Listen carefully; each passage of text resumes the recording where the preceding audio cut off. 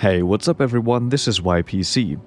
Today we're taking a look at Star Citizen and how it performs while running on an Nvidia 3060 paired with a Ryzen 7 3700X. Today's video will be a bit different from the other benchmarks that I've uploaded on my channel so far. I don't really have a script for this one, I'll be just ad-libbing this. While the footage is running in the background, I'll give you some information of how it performed during my testing, because I got some interesting results. I played Star Citizen on the latest build during the free test period from November 19th till December 1st. Sadly, I only had around 1 day to try things out as I was a bit late to the party. I only started playing on the 30th of November, so I was only playing around with the in-game graphical settings that they provide, and, well, they aren't really in-depth.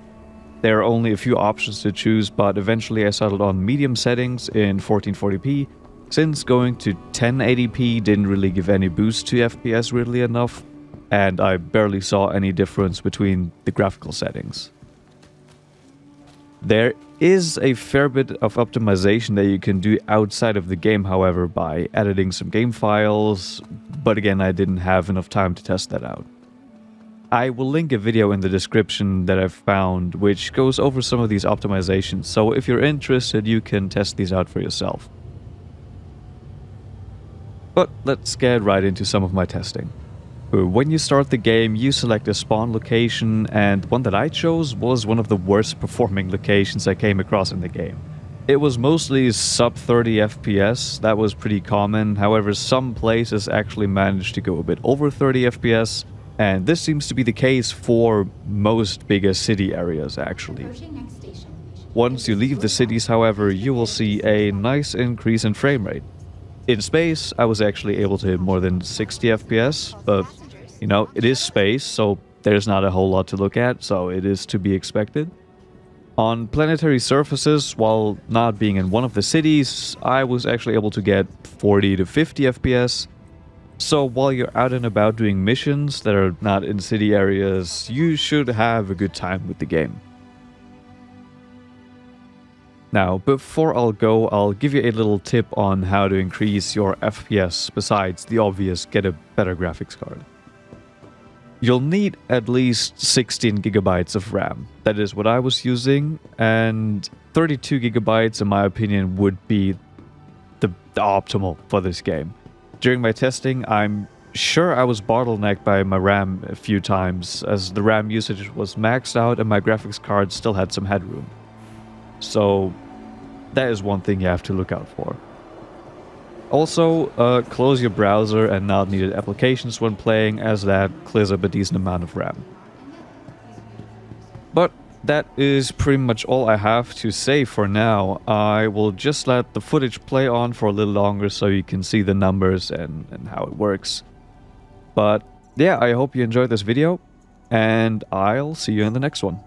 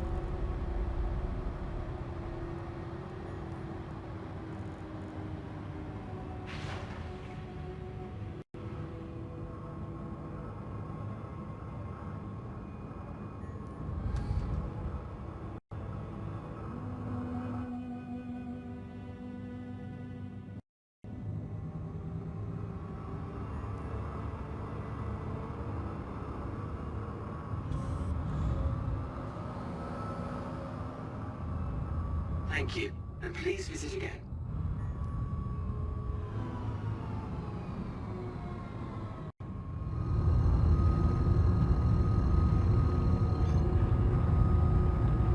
Quantum travel engaged.